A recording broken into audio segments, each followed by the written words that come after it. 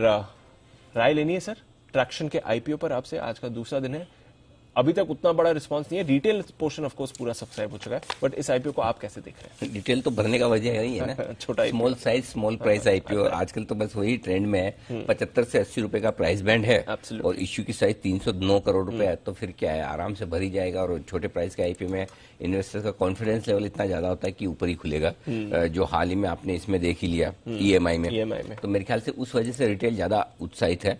पहली चीज तो ये बता दूं कि इस आईपीओ पर मेरी रेटिंग जो है वो न्यूट्रल है।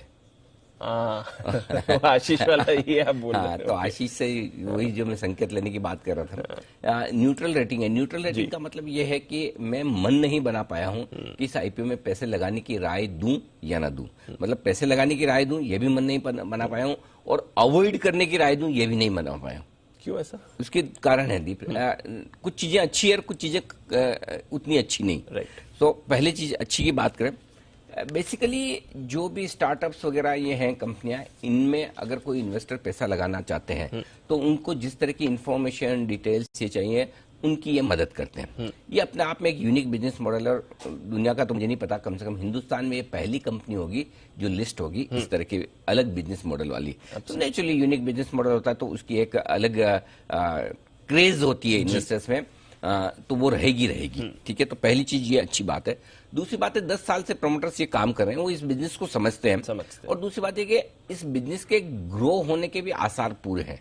आगे ग्रोथ भी आएगी, क्योंकि स्टार्टअप्स वगैरह में वेंचर कैपिटल में पैसा लगाने का जो ट्रेंड इंडिया में बन रहा है और बढ़ रहा है, वो अभी लंबा चलेगा दीप।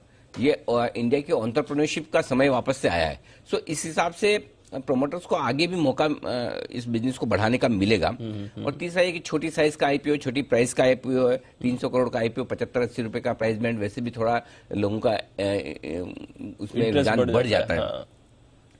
अब नेगेटिव क्या है? नेगेटिव ये कि 10 साल तक कारोबार करने के बावजूद कंपनी पिछले साल 60 करोड़ तक की रेवेन्यू पर पहुंची है। नो डाउट ये कोई मैन्युफैक्चरिंग कंपनी नहीं है, सारी की सारी जो कमाई है वो कंसल्टेंसी या यूं कहना चाहिए कि फी इनकम में प्रोफेशनल फीस है। तो उस हिसाब से 60 करोड़ 10 साल में ठीक भी कह सकते हैं। इस क्वार्टर में उन्होंने 18 करोड़ किया है, तो समझो 18 करोड़ के हिसाब से देखे भी तो 70-75 करोड़ का इस साल का रेवेन्यू कर सकते हैं, या 80 करोड़ कर सकती है। लेकिन 10 साल में 80 करोड़ पहुंचना कोई बहुत बड़ी ग्रोथ नहीं है। प्रॉफिट अभी तक पिछले फाइनेंशियल ईयर तक कंपनी प्रॉफिट में नहीं थी, पहली बार इस क्वार्टर में प्रॉफिट आई है, वो भी 22 लाख रुपए का। सो मेरा ये समझना है कि थोड़ा कंपनी को और इंतजार करना चाहिए। ये ना माइंडसेट वैसी है जैसी जो स्टार्टअप्स की होती है, जल्दी जल्दी आईपीओ लाओ, लिस्ट कराओ, जिसको निकलना है निकल जाओ। सेम स्टार्टअप्स को एडवाइस करने वाली फर्म की माइंडसेट भी वैसे दिख रही है। चलो पहली बार 22 लाख का प्रॉफिट आया, एक वो भी क्वार्टरली, अभी तक किसी साल में कमाया नहीं, चलो लिस्ट करो, और उसमें प्रमोटर बेच भी रहे। करेक्ट, पोस्ट इश्यू प्रमोटर की स्टेक 35-37% रह जाएगी। सो मुझे लगता है कि थोड़ा कंसिस्टेंटली उनको ट्रैक रिकॉर्ड दिखाना चाहिए था। प्रॉफिट में आते, साल 2 साल दिखाते, उसके बाद आते तो उनको वैल्यूएशन भी ज्यादा मिलते और लोगों को कॉन्फिडेंस भी ज्यादा था। अब जहां तक वैल्यूएशन का सवाल है, रीजनेबल अट्रैक्टिव नहीं, जो इनकी रेवेन्यू है उसका 10 टाइम वैल्यूएशन मांग रहे हैं। अब पता नहीं, अभी 60 करोड़ का रेवेन्यू अगले साल में 120 करोड़ कर दे, ये तो मुझे नहीं पता। फ्यूचर प्रोजेक्शन तो हमारे पास है नहीं, लेकिन जो वैल्यूएशन ये अभी मांग रहे हैं वो सस्ता तो नहीं है। नहीं है ना? नहीं, अगर 60 करोड़ का रेवेन्यू है, 80 करोड़ का भी मानूं, 800 करोड़ का मार्केट के पे मांग रहे हैं, 10 टाइम वैल्यूएशन फॉरवर्ड अर्निंग पे सस्ता नहीं।